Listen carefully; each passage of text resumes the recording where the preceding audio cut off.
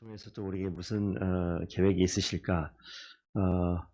전도서 말씀은 이 하나님 백성이지만 그 사람이 인생을 살다 보면 뭔가 하나님께서 계획하신 일이 분명히 있는데 완성이 되어지지 않은 것 같고 내가 부족한 것 같고 이런 삶을 늘 반복적으로 보는 모습을 보게 됩니다. 그런데 완성을 이루지 못하는 이 구약 성도들에게 삶의 방향을 제시하는 그런 말씀으로 보시면 되겠습니다. 우리가 그 전도서는 12장까지 있는데 오늘 읽은 본문 중에 1장 2절 보면 전도자가 이르되 헛되고 헛되며 헛되고 헛되니 모든 것이 헛되도다 라고 해서 이 인생의 무상함을 이야기하는 것인가? 거기서 끝나는 것이 아니라 뭐 결론적으로 얘기가 되겠지만 좀 12장 한번 잠깐 좀 가볼까요? 12장 13절 말씀을 함께 한번 읽어보겠습니다. 12장 13절 읽겠습니다. 이의 결국을 다 들었으니 하나님을 경외하고 그의 명령들을 지킬지어다. 이것이 모든 사람의 본분이니라.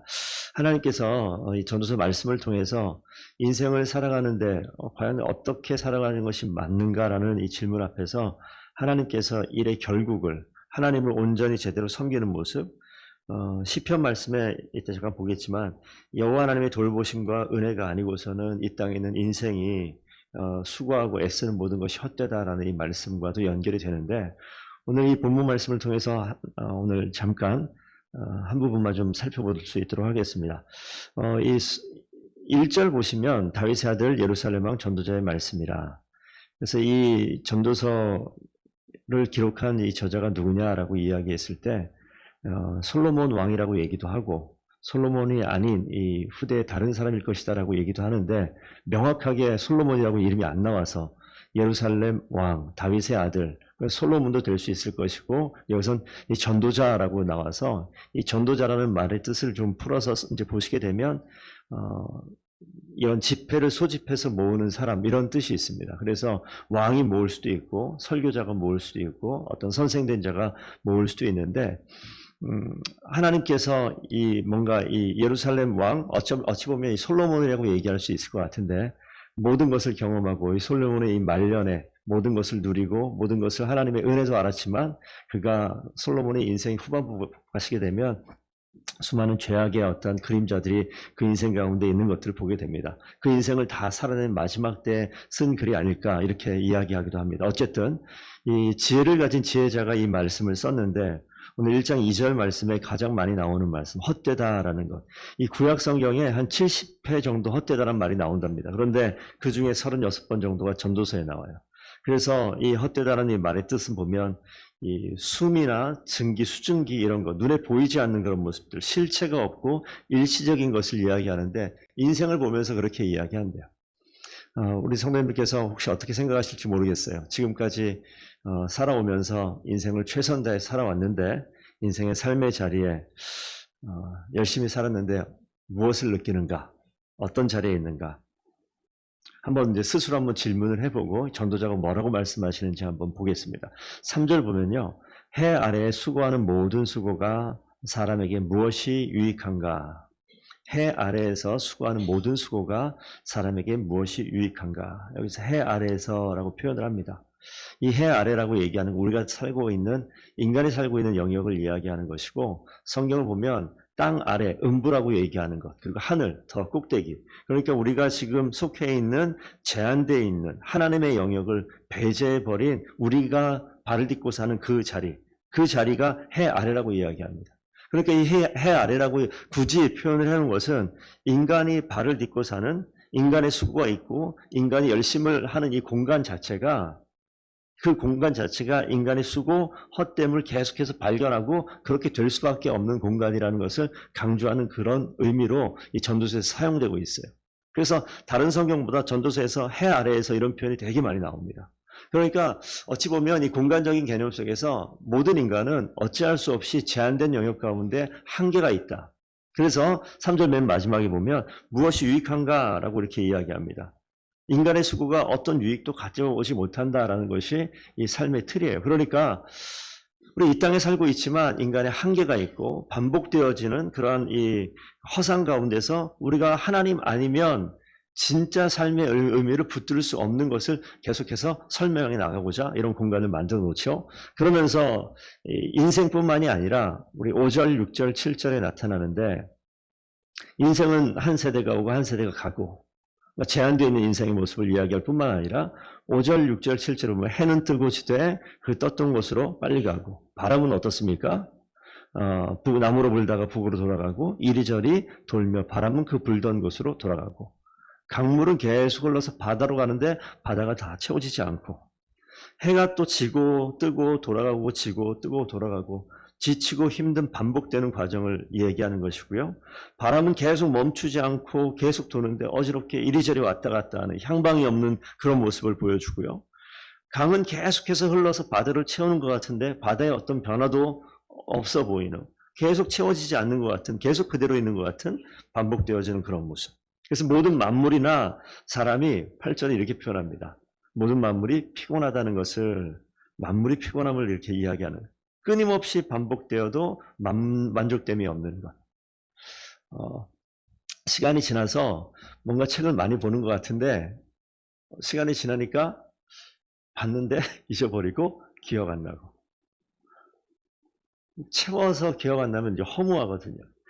아는 교수님 한 분을 만났는데 그 교수님 방에 갔어요. 방에 갔는데 책을 펴놓고 보는데 예전에 몇 번씩 봤던 책인 걸로 제가 알고 있는데 그 책이 왜 꺼내져 있습니까? 했더니 기억이 안 난대요. 학생을 가르쳐야 되는데 그 책 어디에 있는 것 같은데 무슨 내용인지 기억이 안 돼서 책을 다시 정리해서 짧게 요약해가지고 이걸 가지고 이제 들고 들어가야 되는. 우리가 개인의 삶을 봐도 어떤 내용을 보고 익숙하게 공부를 하고 지식을 채우고 시간이 지나니까 남겨져 있는 게 없는 것 같아요. 허무하다 생각했는데 어떤 면에서는 또 감사하다. 왜냐하면 늘 반복해서 또 그 자리에 또 가야 되는 그런 모습이 있으니까. 그런데 이런 모습 비슷해요. 사람의 이 지식의 한계와 사람이 열심히 애쓰고 노력하는 이 모습이 한계가 있는 것을 그것뿐만이 아니라 오늘 보니까 이 땅에 있는 모든 만물이 그렇게 돌아가는 거예요. 계속 지치고 있는 과정이 반복되어지고 멈추지 않고 계속 어지러운 모습이 우리 인생 가운데 있고 계속해서 채우고자 애를 써도 변화를 주지 못하는 그런 모습이 우리 가운데 있다. 그래서 다시 한번 9절에 반복하죠. 이미 있던 것이 후대에 다시 있겠고 이미 한 일을 후에 다시 할지라 해 아래에는 새 것이 없다. 인간 세계의 한계를 계속해서 이야기하고 있는 거예요. 그러니까 처음 전도서 시작에 인간의 반복적으로 계속 하는 것 같지만 채울 수 없는 그런 한계를 이야기합니다. 저희가 한번 로마서 말씀을 잠깐 좀 찾아볼게요. 로마서 8장 말씀을 좀 보겠습니다. 왜 이런 세상 가운데 이런 반복적인 삶이 반복되어야 되는가? 로마서 8장 19절 말씀을 잠깐 펴겠습니다.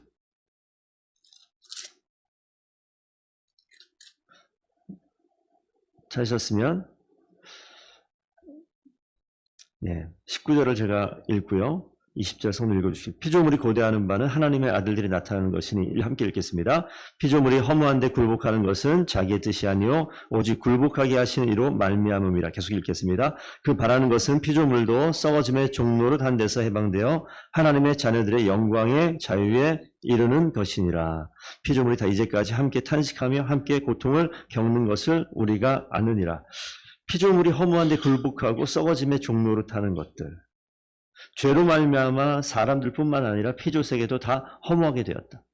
이 전도서에 있는 모든 말씀에 반복되어지는 만물이 피곤함을 나타내는 그런 모습, 인간의 삶이 반복되어지는데 뭔가 허무하고 채워지지 않는 것 같은 모습들, 로마서에서는 뭐 때문에 그러냐? 죄 때문에 그렇다라고 이야기합니다.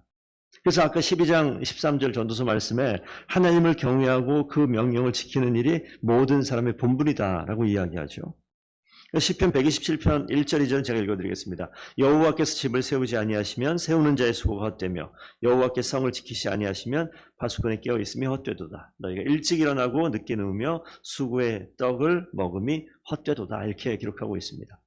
그래서 여호와 하나님께서 세우시지 아니하면, 집을 세우지 아니하면 그 수고가 헛되고 성을 지키지 아니하면 파수꾼에 깨어 있음 경성함이 헛되다라고 이야기하는데, 그 모든 말씀의 중심에 어떻게 되어 있느냐, 이 죄 때문에 인생도 그렇고 모든 만물도 그렇고 완벽하지 못하고 채워지지 않고 반복적으로 혼란이 있고 반복적으로 지치고 힘든 과정들이 다가온다. 그래서 인생에 아무런 어떠한 목표를 세워도 그것이 새 것이 없어요.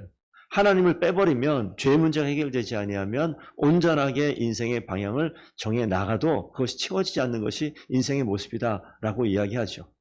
그런 사람들이 사는 곳이 해 아래예요. 그런 한계가 있는 곳이 여기입니다. 그래서 우리가 한계 가운데 있다는 것을 오늘도 기억하시고, 하나님을 매일 삶 가운데 늘 찾지 아니하면 우리는 늘 반복되는 그 자리가 내 인생의 전부인 줄 아는데 그것이 아니라고. 해 아래에 묶여있는 것이 아니라 땅 아래를 주관하시고 해 위에 있는 하늘도 주관하시고 다스리시는 그 하나님을 기억하며, 우리가 또 다시 한번 새롭게 새벽 예배를 또 시작하는데, 하나님 기도하며 하루 시작하게 하시고 하나님과 함께 동행하게 하셔서 하나님이 인도하시는 그 삶의 목적 가운데 그 우리의 삶의 방향을 온전히 맞춰서 주님의 명령을 지키며 또 하루하루 인생 살아가는 저와 성도들 다 되기를 축복드립니다. 함께 기도하겠습니다.